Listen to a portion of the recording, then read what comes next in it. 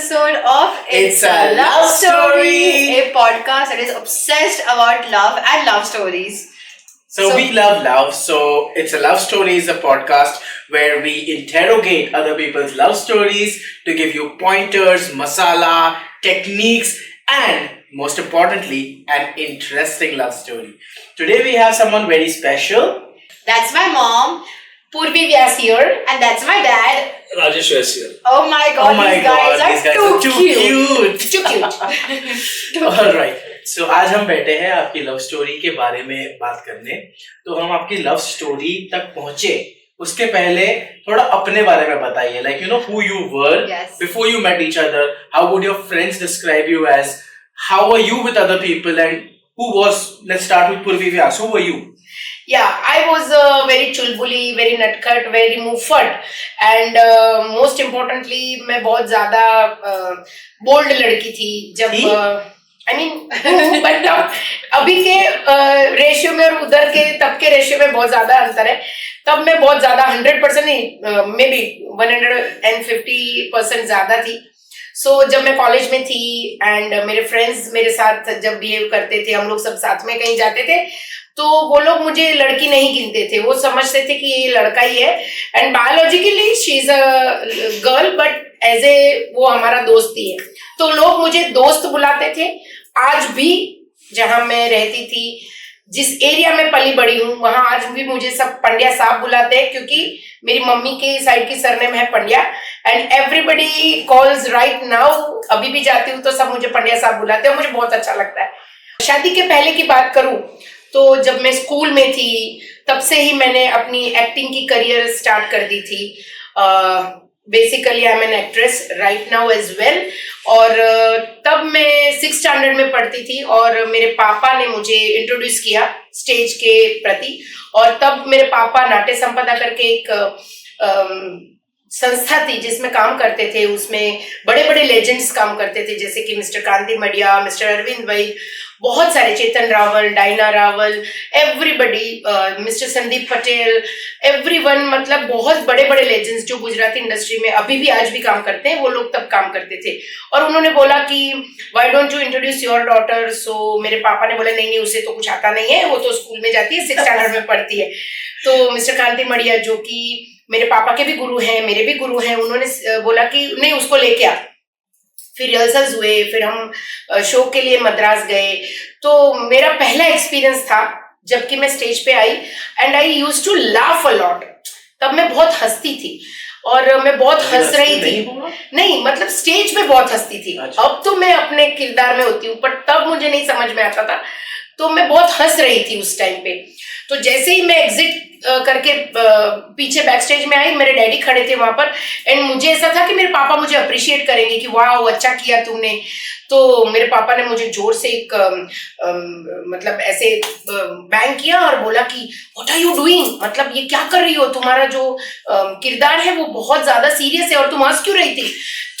तो मुझे लगा अरे मैंने ऐसी क्या गड़बड़ कर दी. मतलब तब तो मुझे समझ में नहीं आया और मैं रोने लग गई. फिर सबने मुझे कंसोल किया and that is how my acting career started. और उस दिन से लेके आज दिन तक मैं अपना किरदार बराबर समझती हूँ पहले and then I start myself. So this is my introduction. And what about you? आप कहाँ पे schooling, college? Introduce yourself. I'm born and brought up in Fort area actually, and it's my schooling was back to my high school. My college is Lala Lajpat Rai. मैंने BCom graduate किया है. I done my LLB also first year. But due to business we started. I love my job. It's education. So काफी मैं business में. I'm an entrepreneur. I'm a manufacturer of gold jewelry.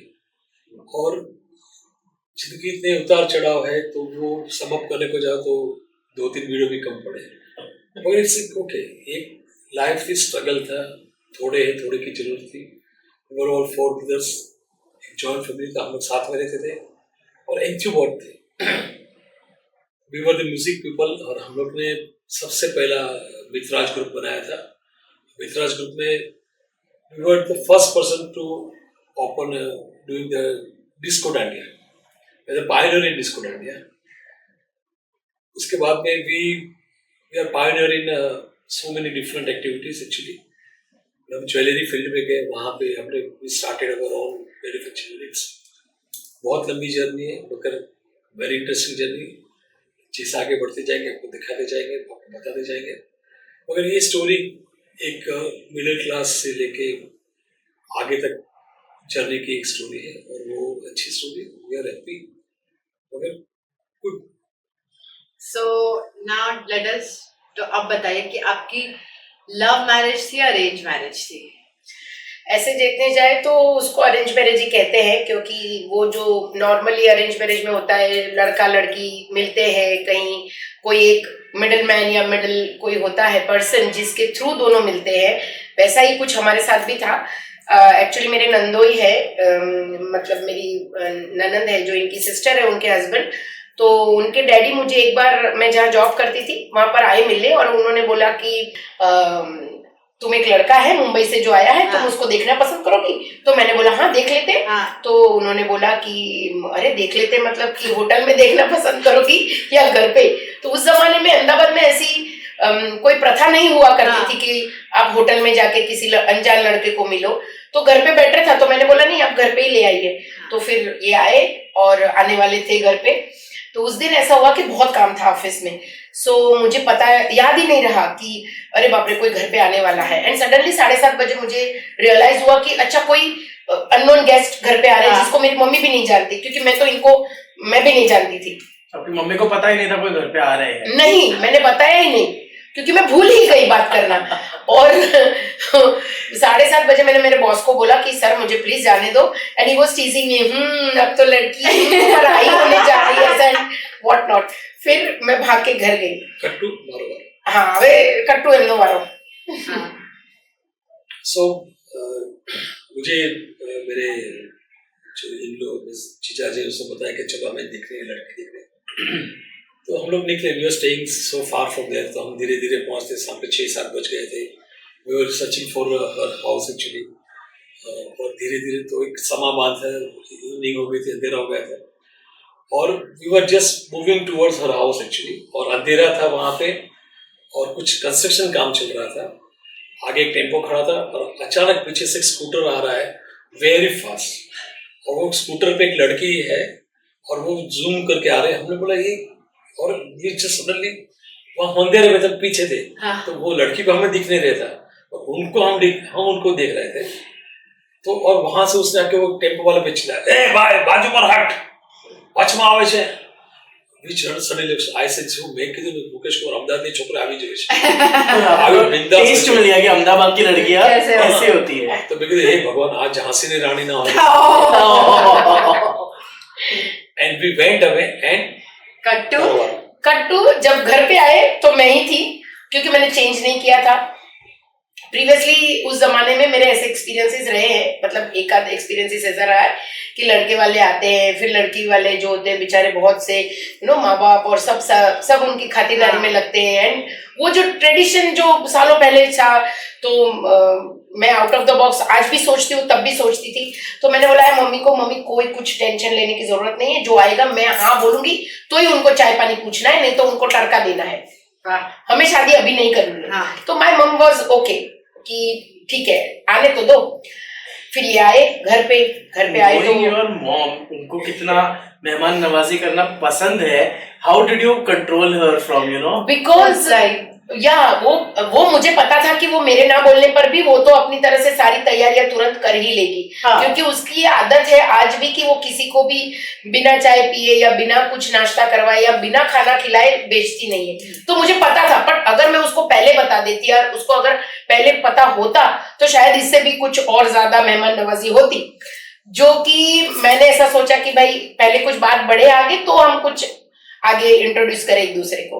और वो आए तो उन्होंने मुझे ही देखा और मैं ही थी, और वो सेम ड्रेस में थी, तो मुझे नहीं पता कि इन्होंने मुझे देखा है, बट इनको पता था कि ये वही लड़की है। और मैं सोफे पे बैठी, फिर मैंने ऐसा बोला कि हाँ बताइए आपके हॉबीज क्या है।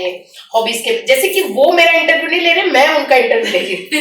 सही बात है, मतलब जब एक दूसरे को पहली बार देखते हो तो दोनों ही एक दूसरे का एक तरह से इंटरव्यू ही ले रहे होते हैं। करेक्ट, तो सही बात है। तो फिर तभी उन्होंने मुझे बताया कि वो बॉम्बे से है। तो उन्होंने मुझे बोला कि She was just 21-year-old और I was 28-year-old.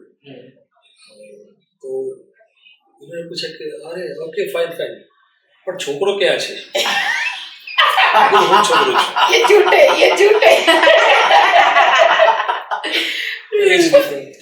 Age difference ज्यादा है अभी भी, मतलब 8 साल कुछ 7.5 साल जिंदगी रहेगा। हाँ होता है। तो मतलब मुझे इसीलिए इनसे बहुत ज्यादा वो पैम्परिंग मिलता है क्योंकि हम दोनों के बीच में एज गैप ज्यादा है, so he pampers me a lot.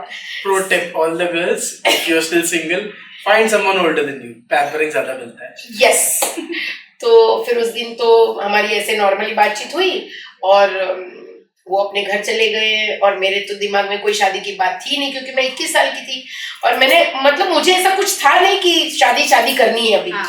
So next day उनका फोन आया मुझे, जहाँ मैं काम करती थी ऑफिस में, तो उनका कॉल आया, उन्होंने नंबर लिया था अगले रात को जब वो मेरे घर आए थे और मैंने तो ऐसे ही नंबर दे दिया था। फिर उन्होंने कॉल किया, हेलो मैं राजेश बोल रहा हूँ। मैंने बोला कौन राजेश?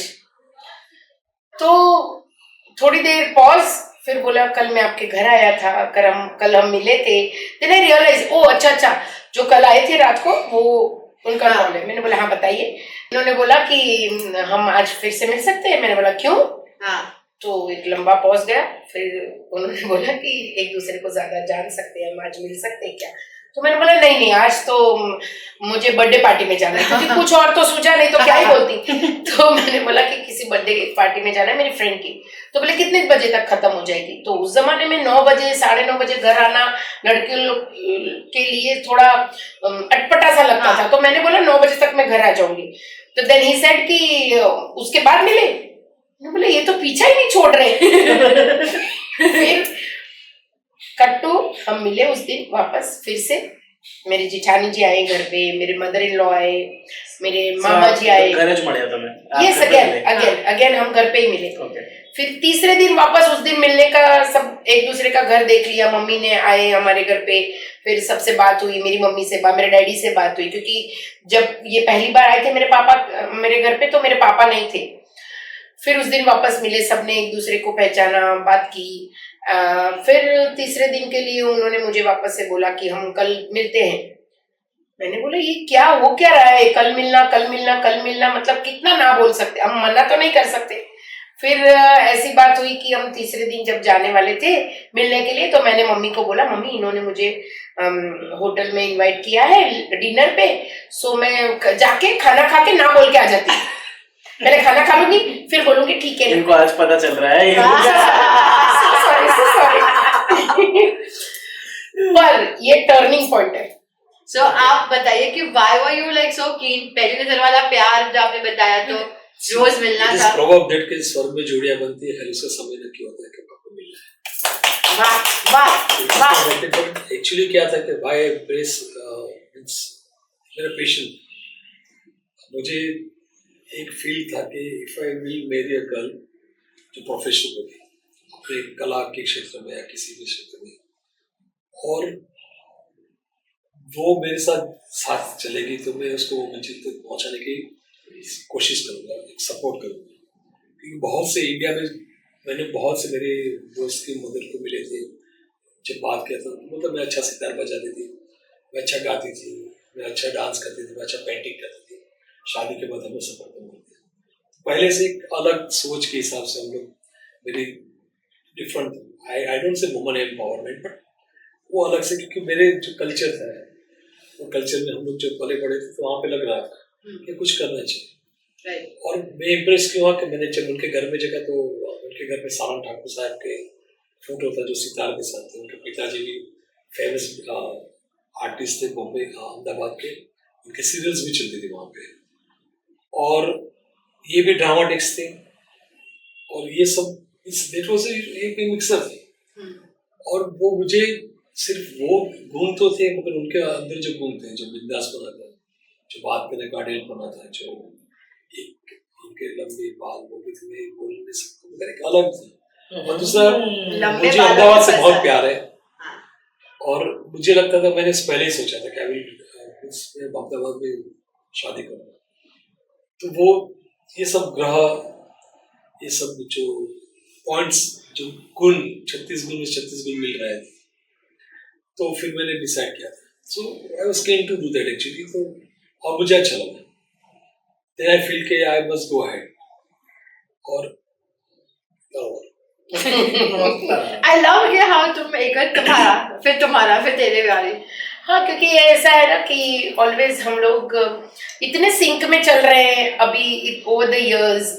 30 साल हो गए हमारी शादी को, तो अब हम इतने सिंक हो गए एक दूसरे की सोच से, एक दूसरे की लाइकिंग डिसलाइकिंग से, सब सब सब एस्पेक्ट्स में कि हम एक दूसरे को देख के या बिना देखे भी कभी कभी तो हम पहचान जाते हैं कि इसको क्या कहना है या अगला बंदा क्या कहना वाला है। So you now met at a hotel, फिर उसके बाद कहाँ से स्टोरी आई?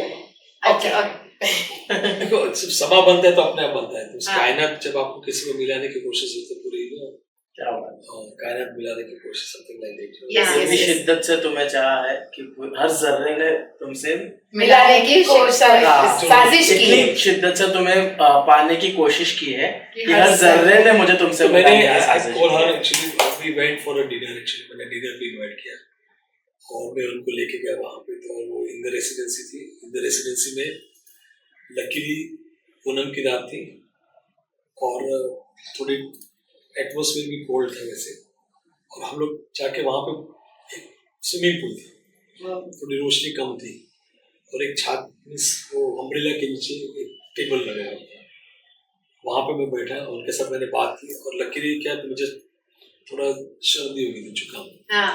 तो क्या आवाज उसमें भारी पर आ गया था। और मैंने जब इनके साथ बात की तो बोला ये तो अमिताभ बच्चन जैसे आवाज है, मगर वो सीक्रेट में आज बता देता हूँ कि वो था मुझे जुकाम हो गया था और वो जुकाम ने मुझे बहुत मदद की। तो हम लोग ने बात किया, वी डिस्कस अबाउट फ्यूचर, ये वो सब कुछ, और वी वर आल्सो, हम ऐसा नहीं था कि हम स्ट्रगल करते थे, मगर क्या था कि आगे बढ़ना था और एक जिंदगी का एक जो और तीसरा महत्व का जो चैप्टर था उसको कैसे भी करके आगे करके और जिंदगी आगे बढ़े के वो चैप्टर को खत्म कर, it's not like that actually. बस वो क्या दैट इज आपको यूट्यूब मिस ये चीज है, आप संन्या मिस गृहस्थाश्रम में प्रवेश करना चाहते हैं तो आपको यूट्यूब वो दिस कुछ या तो फिर मैंने बातचीत की उनके साथ बता रहा हूँ।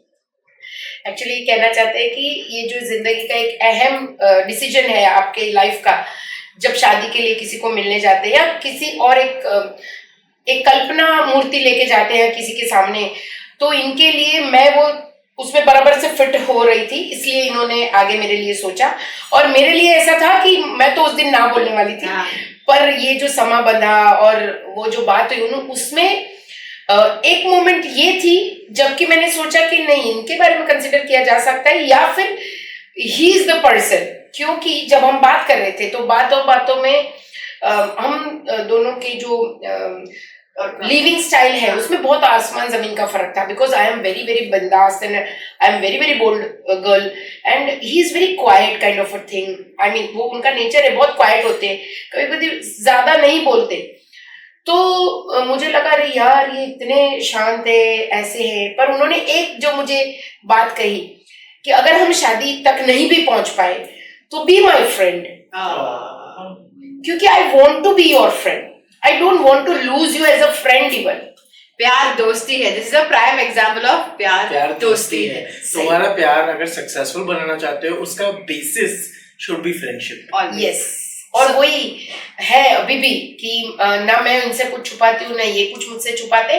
और अब इतने साल के बाद में अभी हम जब पीछे मुड़ के देखते तो हमें हमारा वो जो बिहेवियर था थोड़ा सा बचपना लगता है, थोड़ा स्पाइस भी है, थोड़ा मजा भी आता है उसको याद कर करके। बट वो जो इंसिडेंसेस हुए वो एक दूसरे की तरफ आकर्षित करवाने के लिए थे, वो भगवान ने कुछ हमारे लिए सोचा था। इतनी ब्यूटीफुल लाइफ हमारे लिए सोच के रखी थी भगवान ने और गुरुजी ने, तो इसकी वजह से हम अभी भी साथ हैं। So what was that one moment कि आपको लगा कि he is the one and she is the one? So first we'll go with you. What is that moment कैसे लगा कि बस इन्हीं से शादी करूंगी? So जब ये मिलके गए मुझे, खाना खाए, हम डिनर किए और फिर मैं अपने घर आ गई, ये बॉम्बे चले आए उस दिन। फिर दूसरे दिन ऐसा था कि मेरी सिस्टर है, कजिन सिस्टर, उसकी बेबी शावर था, तो हम वहाँ हमारे बुआ जी और सारे बड़े बुजुर्ग मिले। तो वहाँ मेरी मम्मी ने उनसे बात की और उनको बोला कि भाई पूर्वी के लिए एक ऐसे लड़के की बात आई और हमने उसको देखा, वो मिले, हम उनकी फैमिली को मिले और हम चाहते हैं कि हम आगे बढ़ाए ये बात को। तो उन्होंने बोला कि पूर्वी को पसंद है तो मतलब ठीक है, और आप लोगों को पसंद है तो ठीक है। तो मैंने कॉल किया वहां से, और तब उस जमाने में एसटीडी पीसीओ ऐसे बाहर हुआ करते थे, मतलब बूथ पे जाना पड़ता था, या तो फिर अपने घर के फोन से आप बात कर सकते हो अगर आपके फोन में एसटीडी है। पर मैं गई बाहर और मैंने इनको कॉल करके बोला कि हेलो, मैं पूर्वी बोल रही हूँ और एक प्रॉब्लम हो गया है, बिकॉज मैं और मेरे मम्मी पापा के बीच में सब बहुत झगड़ा हो गया है, मेरे मम्मी पापा ने शादी से इनकार कर दिया है। फिर इनसे मेरी बात हुई तो इन्होंने बोला अब क्या करें, तो मैंने बोला मुझे तो नहीं पता, मैं तो घर से भी निकल गई हूँ और मेरे पास ज्यादा पैसे भी नहीं है। तो इन्होंने बोला एक काम करो, आप जहां हो वहां का नंबर दो मुझे, मैं आपको कॉल बैक करता हूँ। तो फिर थोड़ा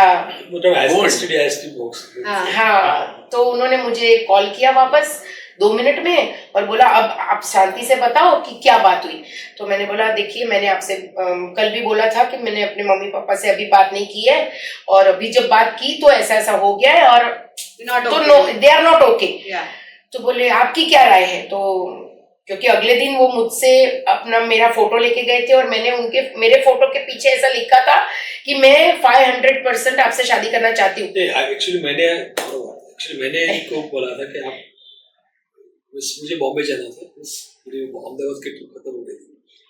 बेसिकली ये जो फीलिंग्स थी, my mother is also from Ahmedabad, मेरा पूरा रिलेटिव्स और मेरा बहुत से मेरी यादें अहमदाबाद से जुड़ी हुई, तो मुझे एक था कि I want to be in Ahmedabad, और मुझे अहमदाबाद से लगाव था। तो I asked my mother also, और मेरी मदर ने भी मुझे हाँ बोला, मेरी भाभी भी थी, मैं मामा भी थे, and everyone was happy and they all are happy. तो लगा कि बस इसे आगे बढ़ना चाहिए। तो हम लोग मिलने को गए थे, फिर हम लोग वापस जा रहे थे तो इनको गैलरी में 2 मिनट में मिलने को गए, तो मैंने बोला कि can I talk to you for minute? बोला आप तो gallery miss you are sure about? हाँ श्योर देवी ना चले, मैं एलएलबी किया था, मैं तो वकील और लखी ना तो कागज पर ना लगा तुम्हारा फोटो, वो फोटो अभी भी मेरे पास, फोटो मांगने का स्टाइल। फोटो के पीछे लिख के दिया कि 100% मसू। उन्होंने बोला, मैंने लिखा 100%, तो बोले 100 मसू समथिंग एक्स्ट्रा। सो वो फोटो ये रहा। वो क्या उनकी एक एज का जो बार था, मगर उनको अच्छा लगा, शी फील के लगा कि will take care of her actually, और लगा कि आगे कुछ कर सकते हैं, तो देन शी तुरंत लिख के दिया। दूसरे दिन नेक्स्ट दिन यही जो इंसिडेंट्स बना था, मैं तो फोन पे था, संडे का दिन था, पहुंचा घर पे सोया हुआ था, दोपहर को खाना खा के अचानक बेल बजती है और फोन पे, मैं तो घर में झगड़ो करे तो તમારે ત્યાં આવું છે, मैं अभी I would to introduce to my, we are staying in joyful, तो हमें बात भी करने की बाकी थी और उसने बॉम्ब फोड़ दिया, हाँ मैं तो आ रही हूँ। अब मैं डर गया, बोला ये क्या हो गया, रास्को पे डबल क्योंकि ऐसा था कि जब मैंने उनको कॉल करके बोला कि मेरे घर से मुझे निकाल दिया या मैं निकल गई हूँ, तो he was not ready for that kind of a conversation. He was thinking कि अभी हम एक घर पे जाएंगे, बात करेंगे, फिर वो slowly आगे बढ़ेगी बात। और एकदम से my brothers, everyone, my elder brother, my daddy, क्योंकि कोई आया नहीं था अहमदाबाद, तब सिर्फ मेरी बड़ी भाभी, मदर इन लॉ मेरी और राजेश, 3 ही लोग आए थे फंक्शन अटेंड करने के लिए। तो किसी भी ब्रदर से आप मिले नहीं थे? नहीं, मैं किसी से नहीं मिली थी। किससे मिले नहीं थे, we were just वैसे ही सूता था ना मोड़ा में पता सो। नहीं, इट इज कॉल्ड बगासु खाता पतासु मड़ी। ये exactly. So you spoke to him on call, आपने बोला कि मैं निकल गई, उन्होंने बोला आपको कॉल करते हो, फिर उन्होंने कॉल किया और बोला कि एक काम करिए, आप जहां हैं वहीं रुके रहिए, मैं किसी को भेजता हूँ आपको रेस्क्यू करने के लिए। So basically we are blessed with the family called Natarbai Patel and family. So वो लोग ने, हमारे जो वो फैमिली फ्रेंड है बहुत सालों से, मतलब मेरी मदर इन लॉ के से उनसे हमारा रिश्ता चल रहा है। तो उन लोगों ने हमें बहुत अच्छे से ट्रीट किया था जब हम मिले थे एक दूसरे से इनिशियल। हाँ. वो 2-3 दिन की बात जो है तभी वो लोग भी थे। तो उन्होंने बोला कि मैं उनको भेजता हूँ, बिकॉज मैं उनके सिवा और किसी को नहीं जानती थी। हाँ. इसीलिए उन्होंने बोला कि मैं उनके फैमिली में से किसी को भेजता हूँ, आप वहीं रुकिए। तो फिर मैंने बोला ये कुछ ज्यादा बात बढ़ रही है और ये सीरियस नोट पे जा रहा है हमारा। तो मैंने बोला 1 मिनट रुकिए, ये मैं ऐसे ही आपकी टेस्ट ले रही थी, I am very sorry, but basically mummy daddy और सबने हाँ बोल दिया and we are now coming to Mumbai. So he was like अरे बाप रे, एक काम करो अभी आप फोन रख दो, मेरे को चक्कर आ रहे हैं। अभी मैं समझा इसको टेस्ट लेने का चस्का कहाँ से चढ़ा है। Learn from the best. You always have to test your partner. पता चले कि किस पे bet लगा रहे for full life. Yes, it is necessary, and if you choose not to test and if the partner is still meant to be, किस्मत, nature and time test लेगा तुम दोनों का. So Yeah. always be prepared for the tests. Absolutely.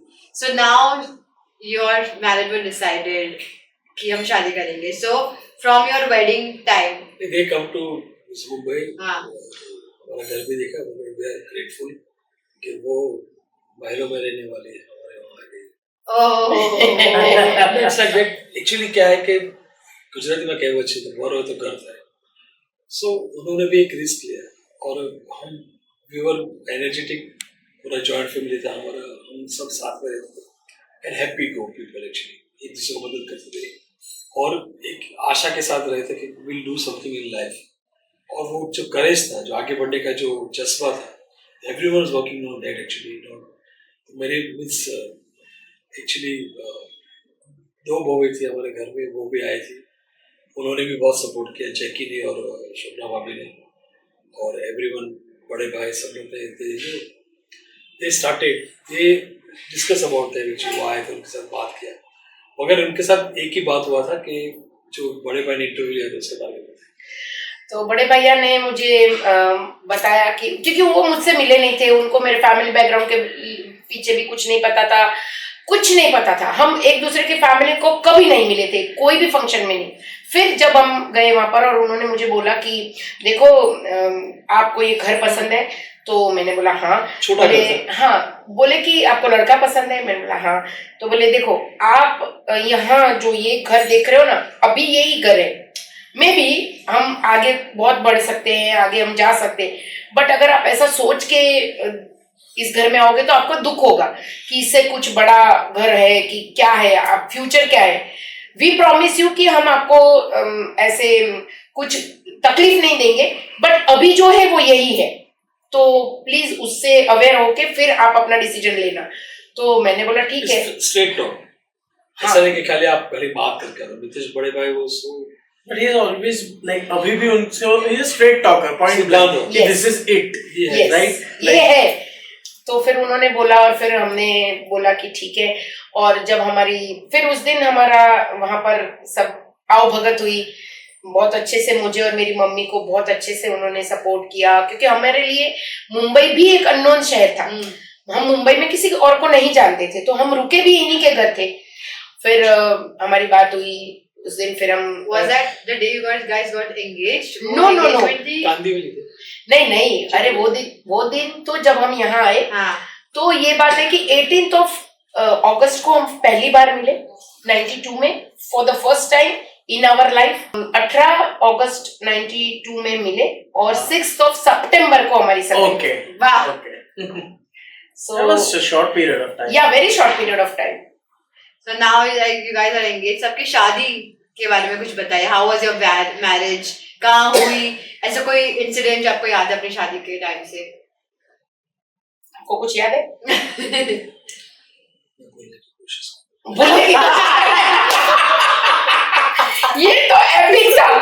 ये तो epic था कि मैं भूलने की कोशिश कर रहा हूँ, पर मुझे याद है।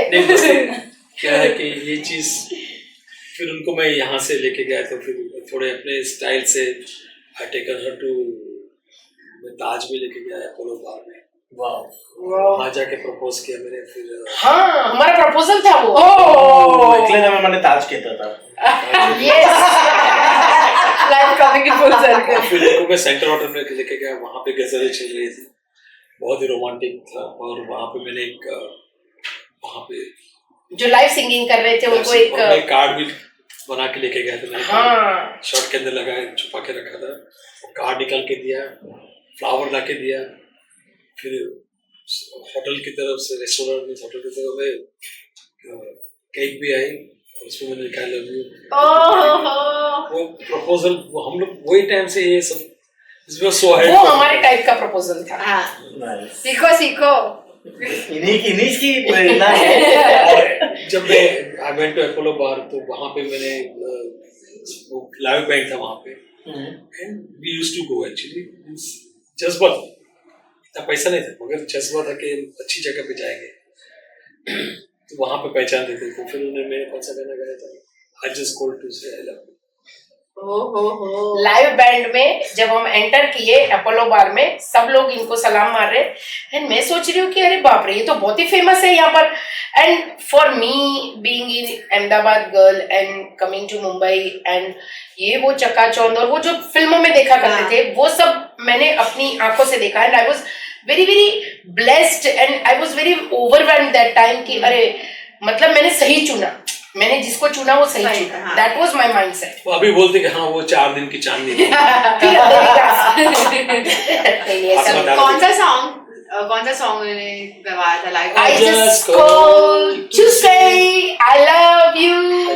I love you. That was a song. Yes. Oh, I love you too. So that was Nice. तो इन्होंने ना सिस्टम फिट की है, जब भी मेरा हाथ यहाँ जाएगा या मेरे मुंह से आई लव यू निकलेगा या हमारा हाथ ऐसे लगेगा, वहां से अपने आप आवाज आ जाएगी। तो मेरी जगह रहेगा तो थोड़ी चलेगा। सही बात है, सही बात है। So now आपकी शादी हो गई, उसके बाद की थोड़ी जर्नी के बारे में बताइए, अप्स एंड डाउन्स। शादी में भी क्या था कि एक्चुअली 2 साल का गैप था। हाँ जी, 92 में या 92 में मेरा वी गॉट एंगेज्ड एंड 94 में शादी हुई। तो जब शादी होनी थी तो 2-3 बार वो चक्कर चला। Actually real thanks to you, हार एक्चुअली हम दूर रहते थे, she used to come every time to Mumbai, मैं भी चाहता था वहाँ पे, और हम लोग कितने मीन्स बहुत टाइम साथ रहते थे। कभी कभी तो क्या होता था कि ट्रेन की टिकट थी, सुबह सुबह में हम लोग लेट उठते थे, वो जा रहे ट्रेन के वो जानबूझ के होता था। तो बहुत सी टिकट हम लोग ने। एक बार तो मैं स्टेशन पे गया तो जाके देखा तो मालूम पड़ा कि अरे ये ट्रेन तो कब की निकल गई है। रात की ट्रेन थी। फिर मैं वापस आया तो वो खुश हो गई वहां पे, तो ये एक अलग माहौल था, मजा आ रहा था। जानबूझ के ट्रेनें छोड़ी है काफी, बहुत छोड़ी है, जानबूझ के बहुत काफी ट्रेनें छोड़ी है। और मेरे घर वाले तो भूल गए थे कि सारा ये अहमदाबाद ही रहे तभी आएगा नहीं, और वो तो बोलते थे कि Ahmedabad The circle is repeating itself. My God. तो अभी ऐसा था, शादी वाले दिन भी हमारे साथ बहुत कुछ ड्रामेबाजी हुई। ड्रामेबाजी का मतलब है कि वो जो गुफक्स होते हैं ना शादी में, वैसे वाले, बट वो इंटरेस्टिंग वाले। दोनों की पहली शादी थी ना। हाँ, नेक्स्ट टाइम में परफेक्ट कर लेंगे। तो कुछ थोड़ा बताइए इसके बारे में। तो उस दिन ऐसा था कि हम अहमदाबाद में रहते थे और शादी भी अहमदाबाद में थी। तो ये बारात आई थी मुंबई से अहमदाबाद और अगले दिन रात को ये लोग आ गए थे। और नेक्स्ट डे जब शादी वाला दिन होता है उस दिन दूल्हा और दुल्हन उपवास पे होते हैं, तो वो खाना नहीं खाते जब तक कि या एक्चुअली और जब तक शादी नहीं हो जाती। और शादी हमारी थी रात की, तो पूरा दिन उपवास। ठीक है, तो उपवास का खाना बना था मेरे लिए और इनके लिए। तो उपवास का खाना होता है। हाँ, होता है फरार बोलते हैं, और वो बहुत सारा होता है। तो फिर ऐसा था कि मेरा कजिन ब्रदर है, जिस दिन शादी थी उस दिन ऐसा हुआ कि जो बैंड बुलाया गया था वो बैंड को आने में थोड़ी देर हो गई, या शायद शाम की बारात थी तो बैंड वाले को शायद जगह नहीं मिली या क्या हुआ पता नहीं, बट वो 1 घंटे पहले आने वाले थे जो कि नहीं आए। तो मेरे जेठ जी हैं, उन्होंने बैंड वाले को फोन करके उसको डांटा और उसको बोला कि ये जो आपके बैंड वाले आए नहीं, तो उन्होंने दूसरे बैंड वाले को भेजा। तो इवेंचुअली ऐसा हुआ कि 2 बैंड वाले हो गए, 3 बैंड वाले, वाह। एंड जब बारात निकली तो सिर्फ बैंड वाले दिख रहे। जोर शोर की बारात होनी चाहिए। एक से आपका क्या होगा, आप 2 लीजिए, आप 3 लीजिए। करेक्ट। तो ऐसा कुछ हुआ। और जब मेरा कजिन जो उपवास का खाना मैं बता रही थी वो देने गया तो दूल्हा गायब। कहाँ गए थे, भाग गए थे शादी छोड़ के? नहीं, वो सब एक्चुअली क्या था कि थोड़ा गुफा हुआ था आगे, हम लोग बॉम्बे अहमदाबाद से आए, बॉम्बे से आए, रात को रुके, दूसरे दिन सुबह कुछ म्यूजिक साउंड सिस्टम ये सब में कुछ इश्यू हुआ था, तो मैं थोड़ा टेंशन में था। तो मैं जाके देख के आके, तो मैं गाड़ी निकला और वेन्यू पे गया, वहां पे दूर से देखा, क्योंकि हम एक we were also event management में थे, म्यूजिक में थे, तो हमें वो परफेक्शन चाहिए, क्योंकि इन्होंने भी बहुत अच्छी मेहनत की थी। दिस इज शादी थी तो वो एक लेवल से हम लोग आगे भी जाके देख के आए थे वेन्यू क्या है, कौन सा डेकोरेशन रहेगा, देन भी गो अहेड हुआ था। तो इसलिए मैं चला गया था, ये लोग ढूंढ रहे दूल्हा गया, दूल्हा गाया। हाँ, और everybody was in my house, everybody was in tension that कि दूल्हा कहाँ है, पता नहीं है। सबको मालूम था वो बेचारा भागने वाला है। He is joking. कोशिश की थी मगर नहीं हो पाया ना। See, मेरा प्यार पीछे। ये बात। So this is how it happened. फिर शादी और she came to Mumbai. Basically बीच में एक बात कहना भूल गई कि जो मेरी जो सोच थी कि तो she talk about, उन्होंने ये बताया कि नहीं मैं तो ड्रामा करती हूँ, प्रोफेशनल स्टेज कर रही हूँ, और આપણે ગુજરાતી લોકોમાં તો we can not do drama કે હું તો ઘરે જ કામ કરીશ, અને આઈ વિલ ડુ ધેટ કે કોશિશ કરીશ કે आई विल नॉट डू, मैं मेरा करियर को आगे नहीं बढ़ाऊंगी फैमिली के साथ में, मेरा सपना है। मैंने बोला नहीं, आपको वो करना नहीं, आप नाटक करेंगे, आप प्रोफेशनली आगे बढ़ेगी, अपने करियर को आगे लेके जाएगी, कोई भी आपसे शादी करेगी। बोला लाजपत राय का स्टूडेंट। लाजपत राय का स्टूडेंट बोला है। नहीं, क्योंकि क्या है कि मेरा पैशन ड्रामा, हमने जो रियल लाइफ थिएटर आर्टिस्ट, ये एक अलग व्यक्तित्व होता है उनका, और उनका और होना होता है, और ये चीज को वो जिए, उसके साथ में वो आगे बढ़े, तो उनकी श्वास ऑक्सीजन है। तो भले आप अमेच्योर थे, आप धीरे धीरे सीख रहे थे, मगर बॉम्बे एक बड़ा फर्क था।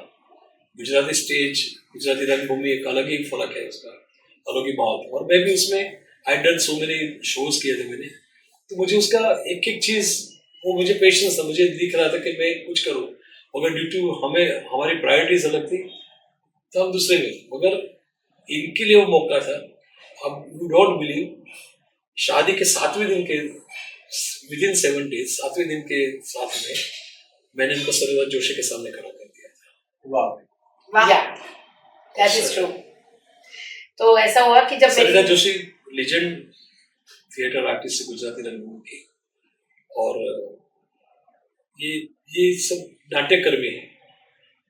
हाँ, ऐसा हुआ था कि मेरी शादी जब हो गई तो बॉम्बे में भी पता चला कि पूर्वी जो अहमदाबाद, क्योंकि एनी विच वेज कांति मड़िया, जो मिस्टर कांति मड़िया जिनकी मैं बात कर रही हूँ, वो मुंबई में ही रहते थे, तो उनको मेरे पापा के जरिए पता चला, और वो शादी में भी आए थे, तो उनको पता चला कि मैं मुंबई में आ गई हूँ शादी करके। तो उन्होंने बोला कि भाई एक ऐसा ऐसा रिप्लेसमेंट है ड्रामा में, तो तुम करोगी क्या? तो उनका कॉल आया था। फिर ये मुझे लेके गए मिस्टर अपने सरिता जी के वहां पर, और मुझे इतना समझ में नहीं आ रहा था कभी कि मैं एक्चुअली क्या कर रही हूँ और मुझे क्या मिला है, but now I realise is that कि कुछ ब्लेसिंग्स है, कुछ अच्छे कर्म किए होंगे कि मुझे पहले दिन मैं इतनी बड़ी लेजेंडरी एक्ट्रेस के सामने खड़ी थी, और उन्होंने मेरा इंटरव्यू तो नहीं बोल सकते बट या रीडिंग करवाया मुझसे, और उन्होंने बोला कि ये पढ़ सकती हो? तो मैंने बोला हाँ जी। तो बोले पढ़ के दिखाओ। फिर मैंने 1-2 बार खुद से पढ़ा, फिर मैंने एज इन डायलॉग के फॉर्म में पढ़ा, and she was so happy कि बोले कि ठीक है चलो अभी आपके साथ हम काम करेंगे। सो आई वाज लाइक, ये मेरे लिए बहुत बड़ी बात थी, वो पहली प्रेजेंट थी मेरी। शादी में क्या है, इनके पिताजी के में बहुत से पॉलिटिशियंस आए थे, बहुत से बड़े लोग आए थे, तो इन्होंने क्या किया था कि वो गन फोड़ने का प्लान किया था। नहीं, इट वाज लाइक पहले के जमाने में हुआ करता था कि वो जो दूल्हा आता है तो राइफल से फायर किया जाता है। वो गन लेके ऐसे ऐसे घूम रहा था। मुझे लगा ये मेरे पे है क्या?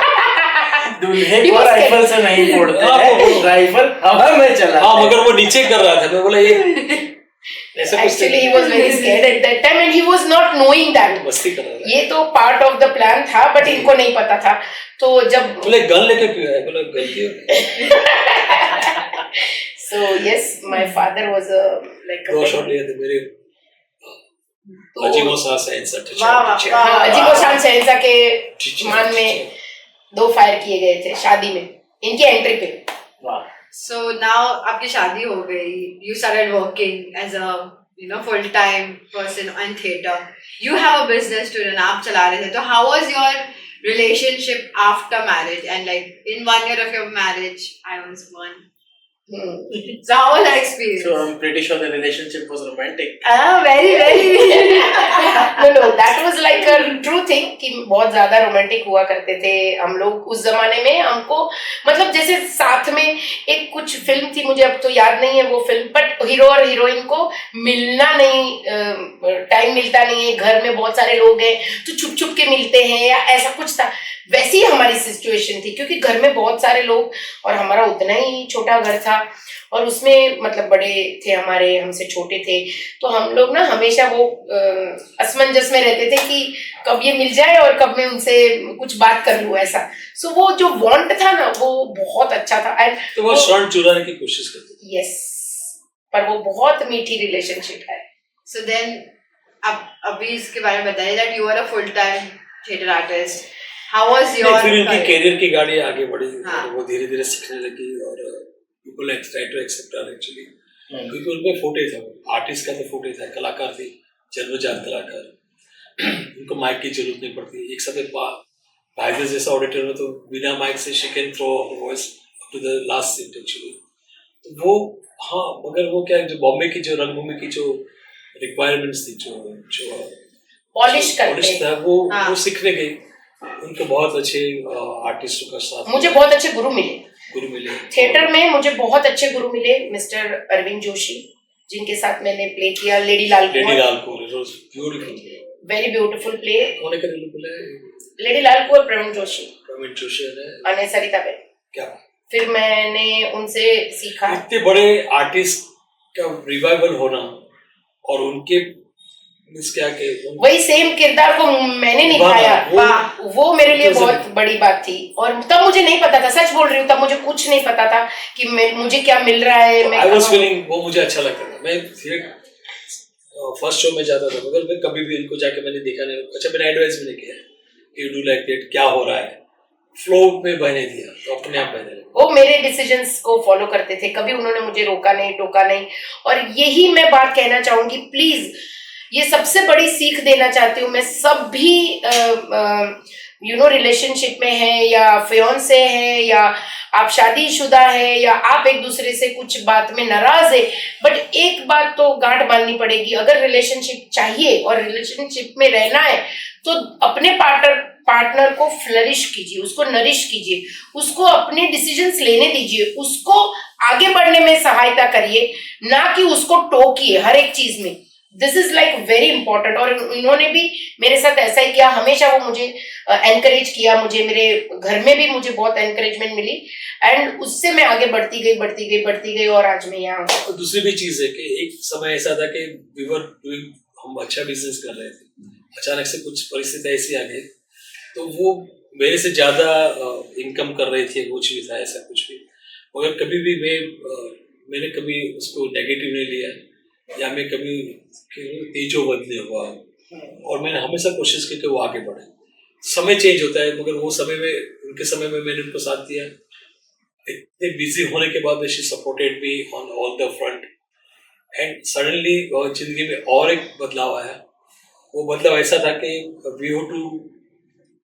हमें यहाँ से कुछ दूसरे काम के लिए we have to leave the Mumbai and we to stay in Tamil Nadu in Hosur for our new business style के लिए। और उनको वही टाइम में she has to do the world tour actually. उनका टूर आ रही, यूएस की आ रही थी, यूके की टूर आ रही थी, वहाँ 2-3 महीना रहना है। मगर ड्यू टू जॉइंट फैमिली हम लोग वो चीज़ के लिए मक्कमता से आगे बढ़े, अपने अपने मंजिल पे आगे बढ़े और वहाँ जाके वो रिलेशन को फिर मजबूत करने की कोशिश की। We were not together for 6 month, 8 month, 10 month, कभी 2 महीने लॉन्ग डिस्टेंस थे और वी वर मगर उसमें भी एक दूसरे विश्वास से आगे बढ़ रहे थे, तो you can see long distance के प्रॉब्लम्स क्या थे जो आप लोग ने सॉल्व कैसे किए?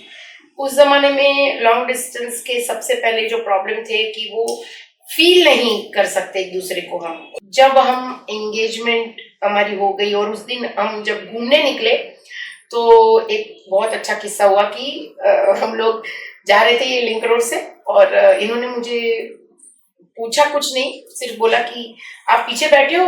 वो स्कूटर चला रहे थे और उन्होंने पूछा आप पीछे बैठे हो, तो मैंने बोला हाँ मैं बैठी हूँ। तो बोले नहीं मुझे फील नहीं हो रहा है। सो दैट टाइम मैंने उनको फील कराने के लिए एक गाना गाया था, आई वॉन्ट। अभी वो मैं गा सकती हूँ क्या? Of course, please. Okay. आपका मन एक्चुअली वो गाना नहीं, हमारा जीवन संगीत है, जीवन क्या बोलते हैं, एंथम है। वाह। जीवन एंथम है। एक्चुअली जब भी हम लोग फील करते हैं एक दूसरे के बिना, तो हम ये गाना या तो बजाते हैं या फिर सुनते हैं या किसी भी प्रकार से हम इस गाने से वापस जुड़ते हैं, तो हमें वही सेम फीलिंग वापस आ जाती है कि हम एक दूसरे को मिस करते हैं। गाना लिखा था कवि ध्रुव भट्ट ने और सोमवार भट्ट ने संगीतबद्ध किया है, और सभी के जिंदगी में ये गाना आपकी जिंदगी का एक बेस बनना चाहिए। गुजराती है मगर ट्राई टू अंडरस्टैंड प्लीज। चल सखी पांदड़ी मां, चल सखी पांदड़ी मां, झाकड़ नटी पानी जेम फरी जिंदगी मुकिए। ओ टेरवानो स्पर्श एक घटना कहवाय छे के लागणी गणाय तेम पूछिए चल सखी। वो गाना जब हमने एक दूसरे को, मैंने इनको सुनाया तो he was so thrilled and he was so much उनको भी ये फील हुआ कि नहीं यही सही डिसीजन हमने लिया एक दूसरे से जुड़ने का, क्योंकि उन्हें भी सुगम संगीत बहुत अच्छा लगता है, मुझे भी बहुत अच्छा लगता है। और इतने साल हो गए शादी के, पर जब भी हम ये गाना सुनते हैं ना तो हम वही एरा में वापस चले जाते हैं। Still we feel that passionate about us. Wow. So of all, आपका रिलेशन लाइक आपकी शादी कितने इयर्स हो गए आपकी शादी को? 30 साल हो गए। तो उन 30 सालों में ऐसी कोई सिचुएशन जहाँ पे लॉन्ग डिस्टेंस थे आप, तो how did you manage to still keep that love alive, still keep the bond alive, having a joint family? Like अभी मोस्टली बहुत सारी फैमिलीज न्यूक्लियर है, बट आप बोल रहे हैं कि आपका backbone of your relationship that is joint family. इसीलिए क्या होता कि जो तकलीफ आती है, जो तकलीफ आ रही थी वो इजी, क्योंकि everyone, my mother, my brother, हमारी भाभी, सब लोग सपोर्ट करते थे।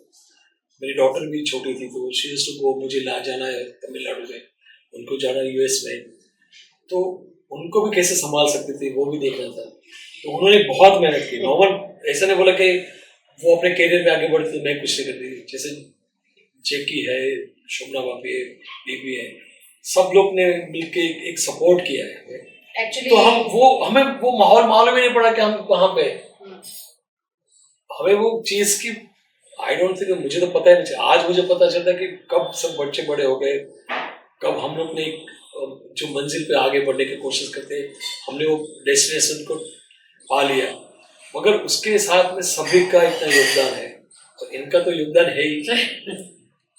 नहीं, एक्चुअली इनकी बात सच है, क्योंकि हमारे जो फैमिली के बड़े हैं, जैसे हमारे मम्मी जी और पापा जी हैं, तो हमारी मम्मी जी अभी तो नहीं है इस दुनिया में, बट उन्होंने हमें बहुत संभाला, बहुत। उन्होंने हम चारों बहुओं को इतना संभाला, कभी उन्होंने हमें कुछ कमी महसूस नहीं होने दी। जैसे कि मुझे कहीं जाना है तो उनके पास सोल्यूशन है कि मैं कैसे जा सकती हूँ, उनके पास हर चीज का सोल्यूशन हुआ करता था। जैसे मुझे शो के लिए आउट ऑफ बॉम्बे जाना है या मुझे आउट ऑफ बॉम्बे जाके शो करने हैं या मुझे आउट ऑफ कंट्री जाना है, तो मम्मी ऑलवेज थे वहां पर। तो मुझे कभी ऐसा एहसास ही नहीं हुआ कि आयुषी का क्या होगा, क्योंकि वो बात कभी जहन में आई ही नहीं। जो कि अभी जो न्यूक्लियर फैमिली है, जो लोग अभी एक हस्बैंड वाइफ बच्चा पालते हैं, उनको इतनी तकलीफ होती है, उनको इतना अपने बच्चों के प्रति इतनी इनसिक्योरिटीज होती है, वो कैमरा फिट करते हैं घर में मेड्स के लिए या खुद के लिए कि भाई उनको इतना गिल्टी फील होता है हमेशा बाहर जाके काम करने से। मुझे कभी नहीं हुआ, क्योंकि मुझे पता है कि मेरी बेटी कभी भी उसके साथ कभी कुछ बुरा हो नहीं सकता है। इतने लोग घर में हैं, मेरी देवरानी, मेरी जिठानी, मतलब सब जितनी लेडीज, जितने जेंट्स। मैं आपको एक किस्सा सुना सकती हूँ कि एक दिन मैं शो खत्म करके घर आई, पूरा घर रो रहा है। मुझे समझ ही नहीं आया कि क्यों रो रहे हैं सबके सब, और मुझे डर लगा कि मतलब मेरी सासू माँ की भी, मेरी बड़ी सास जिंदा थी तभी, मुझे डर लगा कि पता नहीं उनको ही कुछ हो गया है कि क्या हुआ, क्योंकि उस टाइम पे मेरे पास मोबाइल फोन नहीं था, तो घर आने से पहले कहीं कोई कांटेक्ट का जरिया नहीं हुआ करता था। तो मैंने पूछा भाई क्या हुआ, तो मेरे जेठ जी बोल रहे कि हमारी बेटी है आयुषी, वो तो अभी शादी करके चली जाएगी। अरे तब वो 4 साल की थी, 4 साल की बेटी के लिए तब से रोए जा रहे हैं। बताओ आप, कभी ऐसा फील हो सकता है मुझे? कोई इनसिक्योरिटी नहीं, कुछ नहीं, कभी भी ऐसा, मतलब हमारी मम्मी ने हमको इतना प्यार दिया, इतना संभाला। She was a true mother, true mother. मतलब वो हमेशा अपने बच्चों से कहते थे, ये चारों भाइयों से, कि मेरे सामने मेरी बहुओं को कुछ नहीं बोलने का, ठीक है। हमें अकेले में समझाते थे चारों बहुओं को कि मेरे बेटों के सामने, मेरे सामने मेरे बेटों को कुछ नहीं बोलने का। अच्छा, हमारे चारों के बीच में 4 बच्चे हैं, चारों में से किसी को डांटने नहीं देती थी, मतलब कि उनके सामने किसी को कुछ बोलने का प्रश्न ही नहीं था। तो इसका जो आउटकम आया ना, वो ये आया कि अब हमने झगड़े ही नहीं किए, कभी हमने झगड़े ही बंद कर दिए। मतलब उनके सामने कुछ बोलने का मतलब है उनको दुख देना, तो वो अपनी माँ को तो कोई दुख देना चाहेगा नहीं। तो ये ऐसा हुआ। और जॉइंट फैमिली में रहने से सबसे बड़ा ये गुण सीखा कि दूसरे के बारे में सोचना। जैसे कि हमारे बड़े भाई है, हमारी बड़ी भाभी है, इतने साल उन लोगों ने हमारे साथ गुजारे, और ड्राइंग रूम में सब साथ में सोते थे, सपोर्ट किया, इतना कुछ उन्होंने छोड़ा। हाँ, तो उसके लिए अभी हम ये सोचते हैं कि हम उनको कैसे पे बैक कर सकते हैं। So now we are trying for that. So आपकी यहाँ तक आपने अपनी लव स्टोरी बताई, आपने बताया कैसे आपकी फैमिली आपका बैकबोन था through out the entire process, and how you all are living together happily till date, and you are building something together, you are nourishing each other at every step. आप आज की generation के लिए, people who might have to face long distance like you all did, people who might have to face a joint family like you all did, right, at some point, उनके लिए क्या message आप देना चाहेंगे? मैं उसके लिए ये कहना चाहती हूँ कि कोई भी परिस्थिति आए, कोई भी सिचुएशन आए, it's just a day, it's just a moment. छोड़ दो उस चीज को। तकलीफ होगी, नो डाउट अबाउट इट। किसी के बारे में सोचना, अपने आप को भुला के किसी के लिए कुछ करना, वो मुश्किल तो है, बट उससे जो आप अचीव करोगे ना लेटर ऑन, वो इतना बड़ा होगा कि वो चीज कभी याद ही नहीं आएगी। वाह। जैसे I can say like that कि जब हम लोग अपने टेंस में, बिजनेस के टेंस में या कमाने के चक्कर में अपने फैमिली को भूल जाते थे, और एक ही जज्बा था बस कमाना है, तो उसके लिए क्या करते हैं आप, फैमिली को छोड़ के आप आगे बढ़ते हो, तो आप क्या मिस कर रहे हैं आपको मालूम है। तो पूरी केस के कहती थी कि प्यार करने के लिए पैसा नहीं चाहिए, प्यार करने के प्रेम के लिए प्रेम ही चाहिए, और ये सब चीज। और क्या होता कि इसी समय में साथ में खड़ा रहना, न एक दूसरे को सुनाना, न किसकी गलतियों को या किसी कमजोरी को उजागर करना, उसकी जगह पे सपोर्ट करना, ये भी चला जाएगा, ये भी चला जाएगा। हम लोग ने हर दिन ऐसी परिस्थिति आती तो हम लोग बोलते आज क्या होगा, तो वो बोलते थे नहीं बहुत अच्छे दिन आएंगे, ये भी चला जाएगा। और ये जज्बे से धीरे धीरे धीरे हम लोग आगे बढ़ते हैं। हमारे रास्ते अलग थे मगर मंजिल एक थी, और जहाँ तक पहुँचना था बाय गॉड ग्रेस और सभी के प्यार और दुआ से हम लोग मकाम को हासिल कर पाए। तो ये चीज़ जो लगाव है, जो फीलिंग्स है, जो प्यार है, जो बॉन्डिंग है, उसी को मजबूत बना के आप चलेंगे ना, तो आप कहीं ना कहीं तक पहुँच पाएंगे। तो it is not like that कि परिस्थिति खराब नहीं होती थी, बहुत टाइम होती थी, बहुत से लोग बहुत सी गलत बात भी करते थे, मगर उसी से एक दूसरे की गलतियों को माफ करके, एक दूसरे के प्रति विश्वास करके आगे बढ़ना, वो सबसे बड़ी बात। सही बात। Beautifully said. So thank you so much for coming on our podcast. That's a wrap on your episode. Thank you so much for sharing your love story with us. An inspiring, beautiful love story. And मैं तो यही कहना चाहूंगी कि हमने सच्ची जिंदगी जीने की कोशिश की, इसीलिए हमें इतने अच्छे बच्चे मिले हैं. ये आयुषी है जो कि मेरी बेटी है, और ये जो दीपेश है वो भी मेरा बेटा है. बट वो है मेरा दामाद और वो है अभी मेरा बेटा. बट हम शायद कुछ अच्छी जिंदगी जिए तो हमें इतने अच्छे बच्चे मिले. तो जिंदगी में अच्छा और सच्चा करने की कोशिश करनी चाहिए. Thank you. Thank you so much. Thank you so much for watching another episode of It's a Love Story, where we love and we talk about love and we talk about other people's love stories. So please don't forget to like, share and subscribe. For those of you who are listening to us on podcast, don't forget to leave us 5-star reviews. That will take us a long way. And also for those of you who would love to share your love story, we are taking requests. So please, if you have your love story or anybody around you, nominate them on this email address and then we will respond to you, and we would love to share your love story with the world. So thank you so much. Thank you. Thank you so much, and we love you. You Thank should also do it that way.